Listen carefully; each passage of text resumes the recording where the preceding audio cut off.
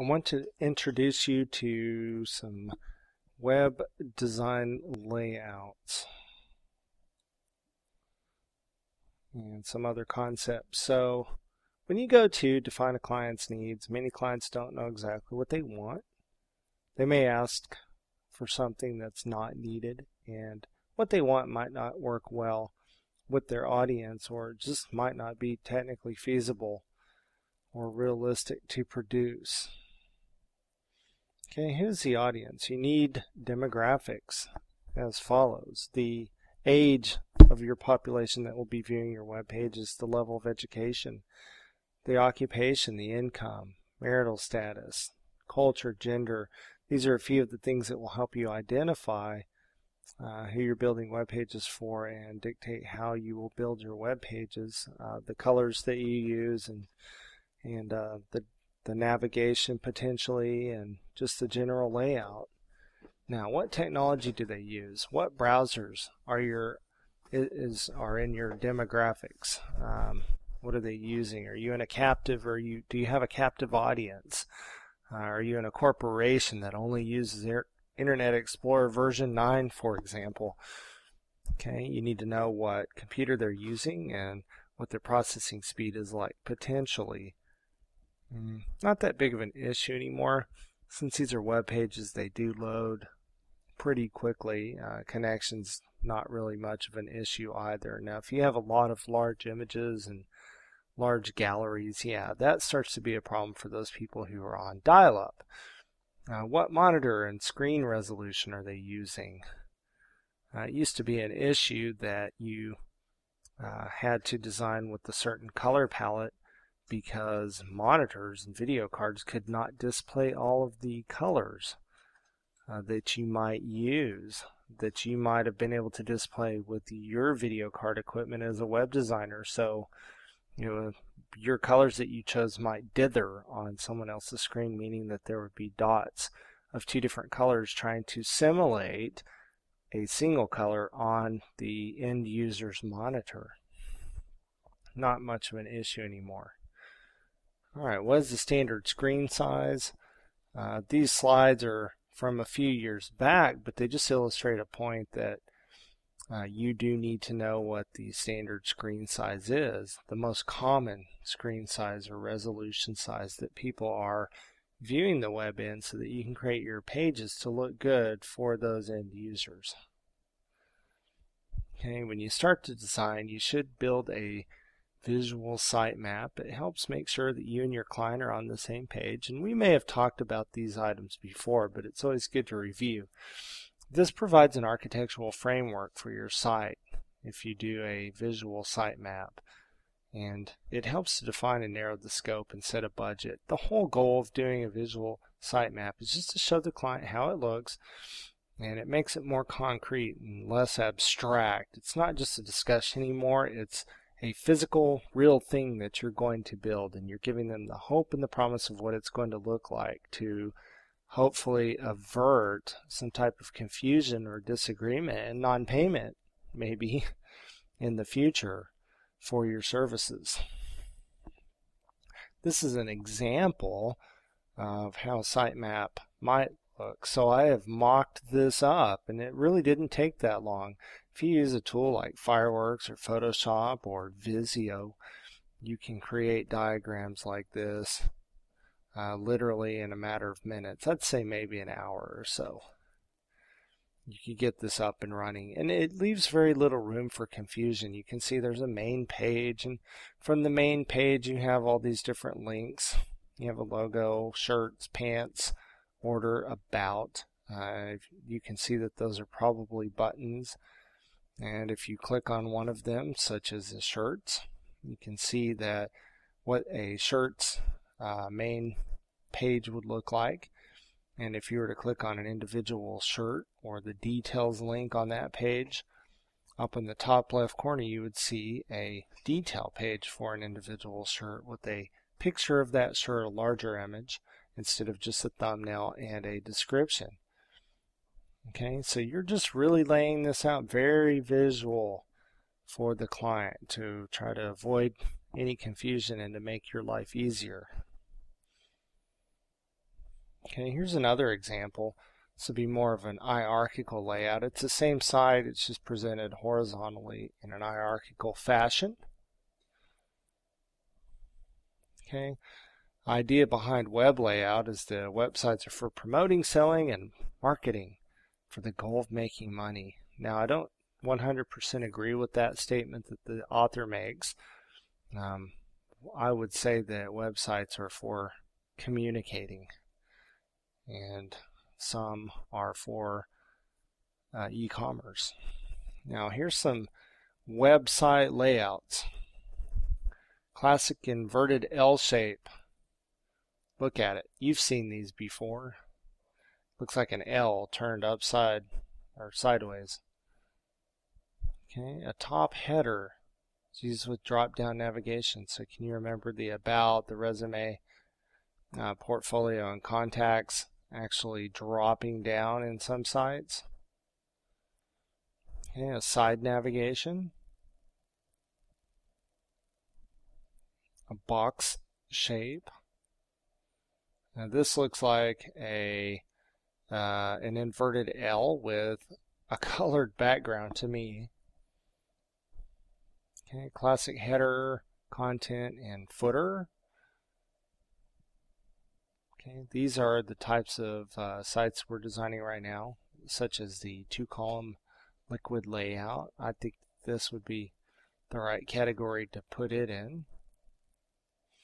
Okay, left justified, where everything is scooched over to the left.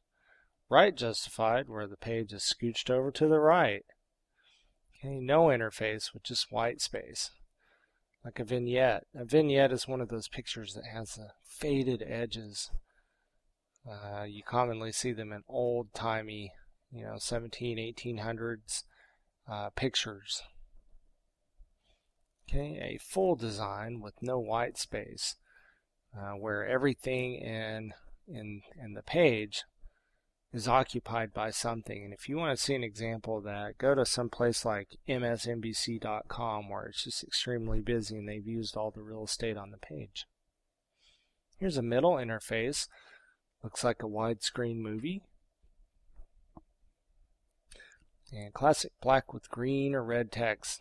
Do you see the green and red? I don't. It looks black and white because I scanned it that way. But use your imagination. 3D design. I would say not very practical and a little bit difficult to do. If you're going to do something like this in a web page, all of the 3D image elements here, they would have to be images. And so you'd have a lot of images on your page, and you'd have to create this in something like Photoshop or Fireworks. And to be honest, a little bit of a hassle and not very practical. Not much of a payoff. Horizontal scrolling. I have seen these where you have to scroll over to the right to see more stuff. And generally, users find that annoying. However, if you have something like an art gallery and you're showing a bunch of pictures, this format works well. It has a use. Other unconventional styles, look at this one. It's just artistic or techno looking. Okay, so the most important element on the page should be the most prominent. Okay, now ask yourself these questions. What's the message that you're trying to convey? What elements communicate that message best? Are you trying to convey more than one message? What visual element is the most appealing? In other words, where is your eye led when you first open the page, and is that where you want your users to go? And remove all the elements that don't support your message. And some of those might be animated GIFs and things that just keep going off. Okay, they're a little bit annoying and they're distracting, so don't use stuff like that in your web page unless you have a good reason to. Okay, methods of emphasis. How can you draw the user's attention to different areas of your page or different segments of your page? Well, you can use bold, italic, and underline. You can make clever use of colors and special effects. You can make some things bigger, such as bigger text or smaller text. You can use shapes, borders and dividers, and you can also use white space. White space tends to segregate sections.